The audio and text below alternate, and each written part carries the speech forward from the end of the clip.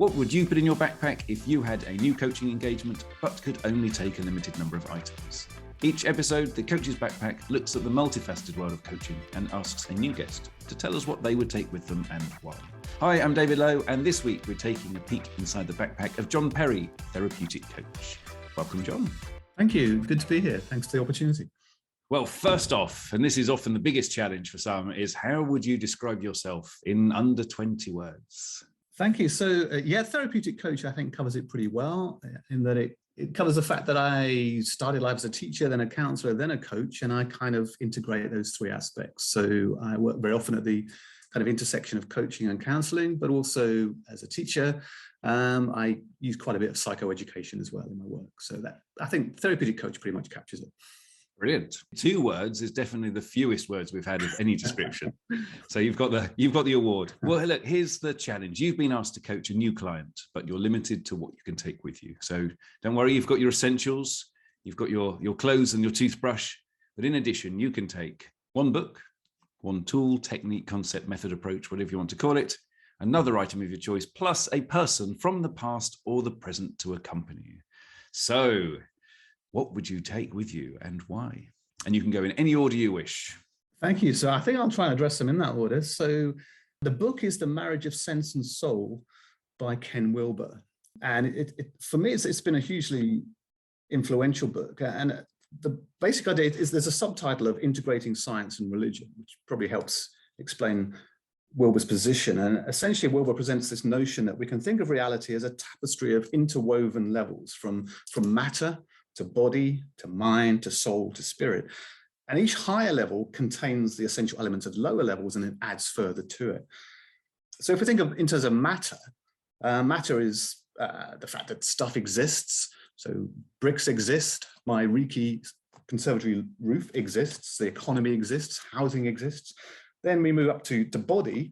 And of course, our body is partly made of matter. So the body involves matter, but it also then adds to it. And here we might think of clients that we work with that might best be served by thinking in terms of their fitness, their diet, their exercise, but also thinking about notions of illness and disease.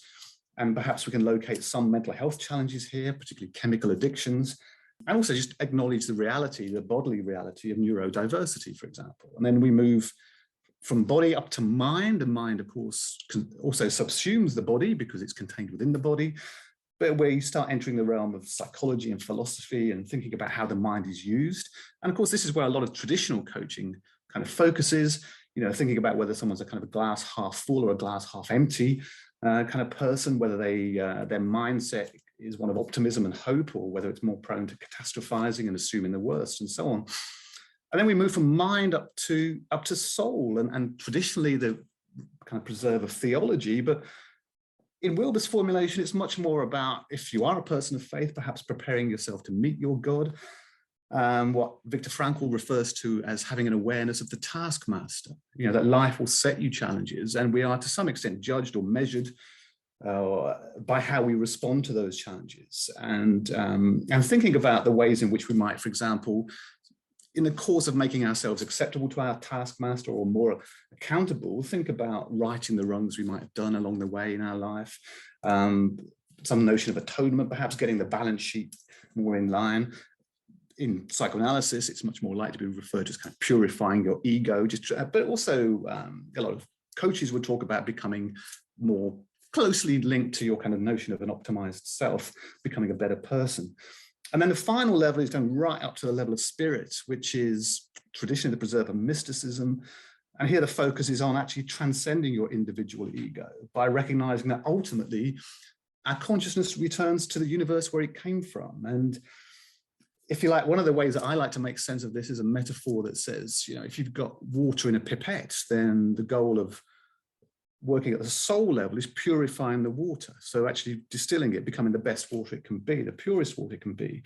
But when we're working at the level of spirit, it's acknowledging that when our life ends, that pipette of water goes back into the ocean where it came from. And it joins something much more magnificent and much more significant. And it's really about connecting up to the fact that, as well as thinking about being the best person we can be, we also need to recognize that we are a part of something much more significant than that. And thinking about ways that we might actually help clients connect with that sense as well. Through things like I've spoken about before, like awe walks, walking with a sense of awe and wonder at the incredible universe that we're a part of, as well as getting involved in environmental issues and so on. So it's not just about working at the level of improving myself, but it's recognizing my connection to something much more significant. Wow. Okay. That's a mind-blowing concept for many, I'm sure, including me. And so, how do you drop this into sessions with clients? Well, that's a good question, because I kind of link that then to the question of what tool would I use if I could just take one tool. And the tool would be to help clients to locate their challenges, their issues, their presenting problems at the correct level. And I think this is something which traditionally coaches are not very good at. And I don't think counsellors are, and I don't think doctors are. So if we think about the level of matter, if people have very poor living conditions, they're living in poverty, they're facing discrimination, there's no point working at the level of ego and helping, sometimes you just have to help the person problem solve. And I think we need to be much more focused on that. And it's one of the criticisms of coaching is that it locates problems at the individual level. Whereas sometimes they are societal, they are structural. There is prejudice, there's discrimination, there's poverty, there's disadvantage. And I think coaches actually need to acknowledge that more and to some extent become activists to recognize that if you really want to impact people's lives and mental health and opportunities, you need to work much more beyond the individual level and recognize these kind of systemic challenges. But also recognizing in coaching, sometimes the presenting problem is best addressed at the level of biology. And so, for example, some people have organic illnesses which are going to get in the way of their lives. And actually, sometimes a referral, encouraging people to seek medical assistance is the most helpful thing that the coach can do, as well as thinking about diet, exercise, just encouraging better self-care at the level of the body. And working at the level of the mind, where a lot of coaches work, it is about encouraging that positive mindset, thinking about helping people to have a philosophy that works for them rather than against them.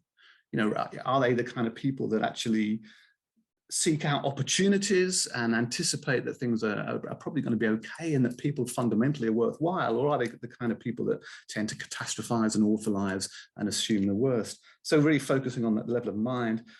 At the level of soul, some people, if you're going to really help them, it's really about encouraging self-forgiveness, just encouraging them to actually be their own best friend, to be as kind and tolerant and patient with themselves as they would be with anybody else who was struggling.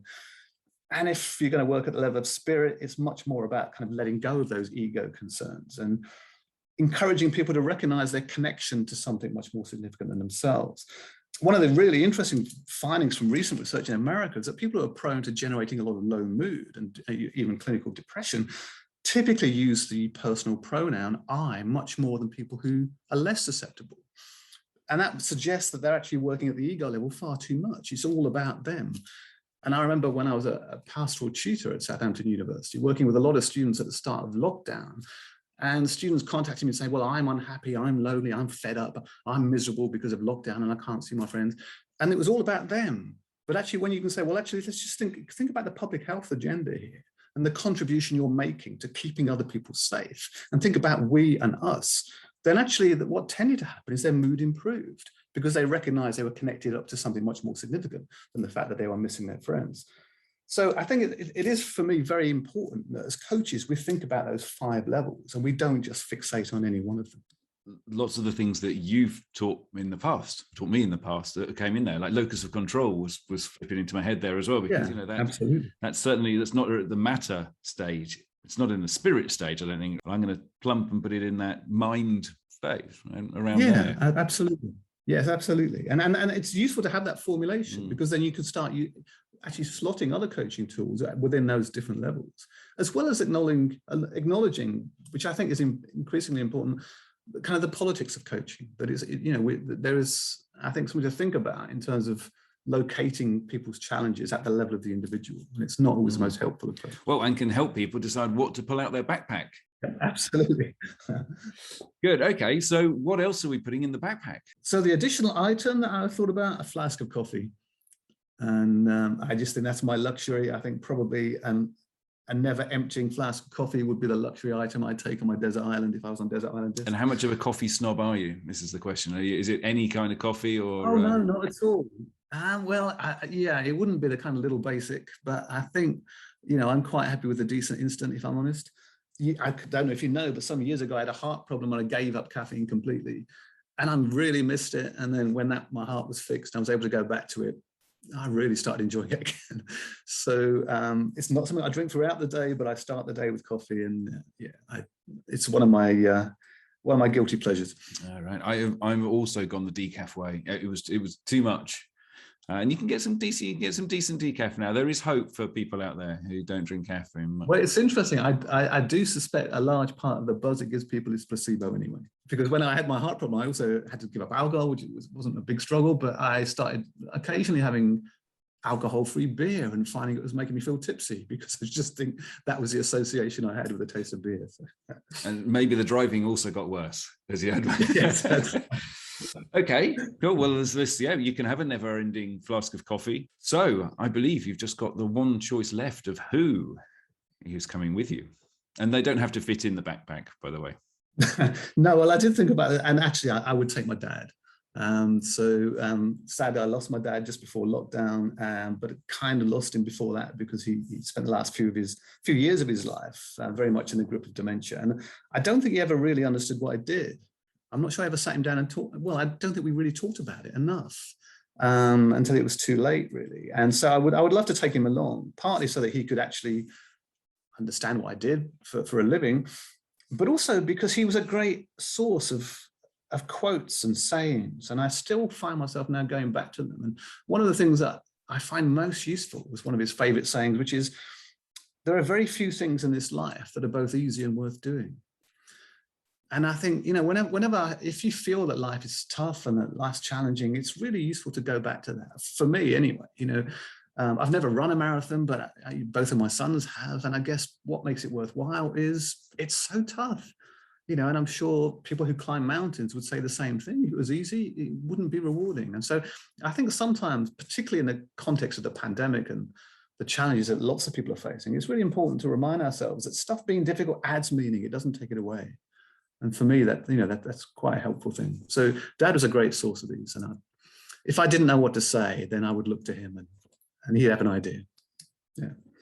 What age are you imagining him being when you take him with you? That's a great question. I would say just before dementia started showing.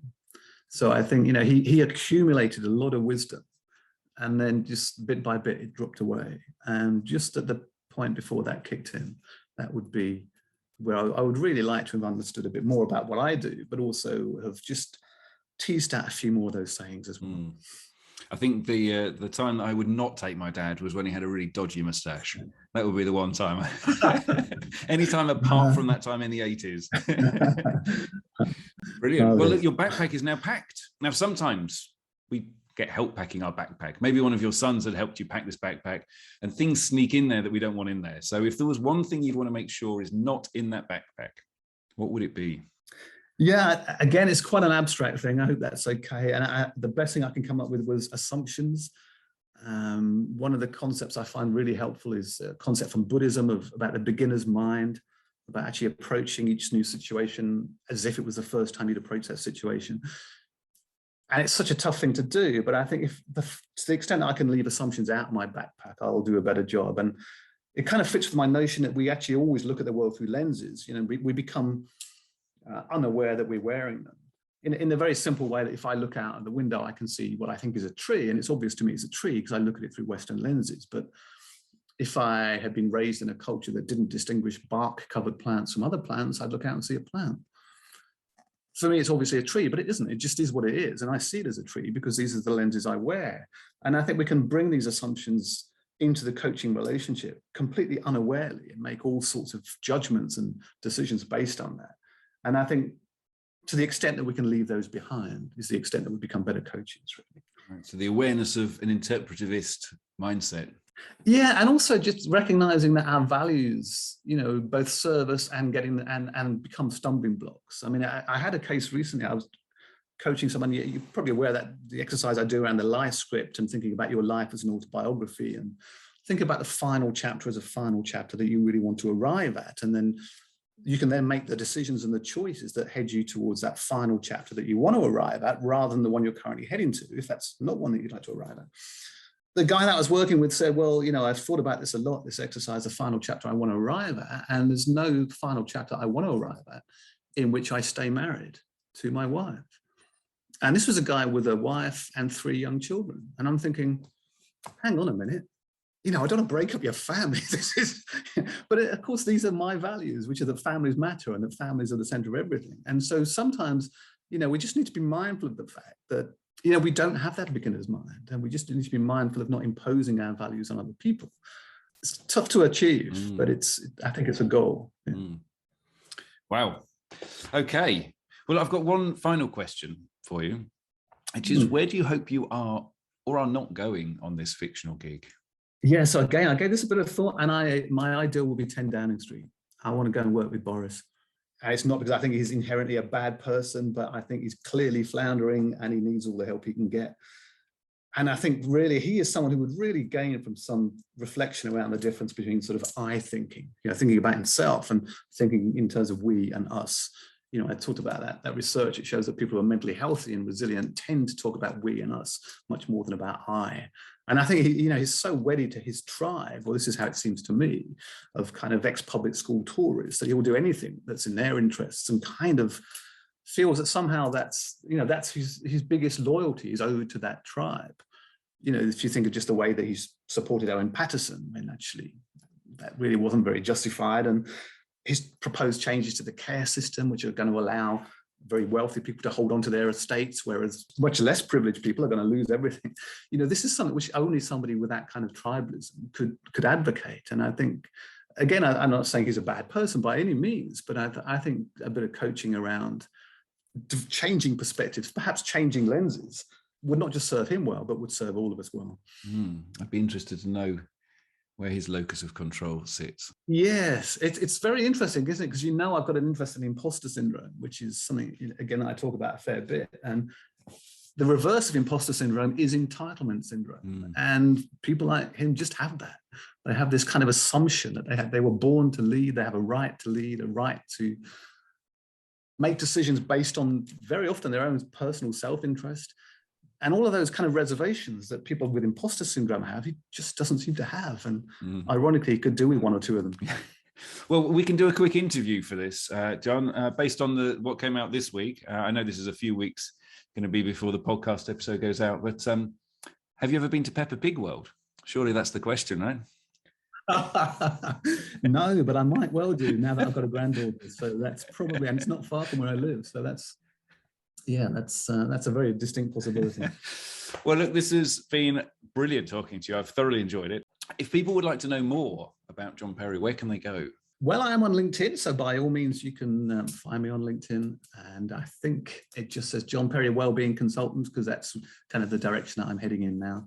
And yeah, by all means, it'd be great for people to make contact. But equally, I'm kind of in transition, moving towards a state of semi-retirement. So if people choose not to look me up, that's fine as well. Well, and if people are lucky enough, they can find sessions such as the one I came to recently on stress and the human givens. So keep their eyes out. Yes, absolutely. Yeah. In fact, my next one for the Barefoot is on coaching on life's big questions, where I'll, amongst other people, be talking about Wilber's approach. And when is that? That is in January. Okay. Well, I'll make sure this episode gets out before January. Great. Right. Well, thank you very much again, John Perry, for coming on the Coach's Backpack. My pleasure, David. Good to see you. And thank you for joining us on this episode of the Coach's Backpack. If you would like extra goodies such as free tools, offers, further info about our guests, and maybe even the odd peek inside their actual backpack, sign up to our mailing list at thecoachesbackpack.com. And don't forget to follow the podcast too.